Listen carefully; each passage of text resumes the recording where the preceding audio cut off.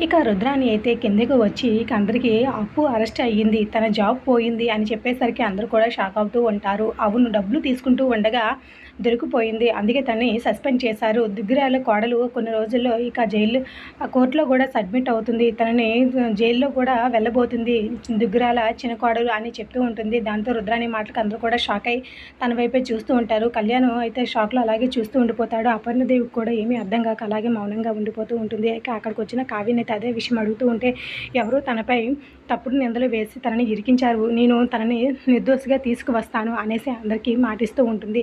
అప్పుడు ధనలక్ష్మి అయితే నీవు తను తప్పు చేయలేదని నిరూపించకపోతే ఏం చేస్తావు అని అడుగుతూ ఉంటే, తను తప్పు చేయలేదని నిరూపించకపోతే మీకు నచ్చిన కోడలుగా మీ ఇంట్లోనే ఉంటుంది తప్ప తను ఆ జాబ్ చేయదు, తను ఆ జాబ్ వదిలేస్తుంది అని చెప్తూ ఉంటుంది కావ్య అయితే.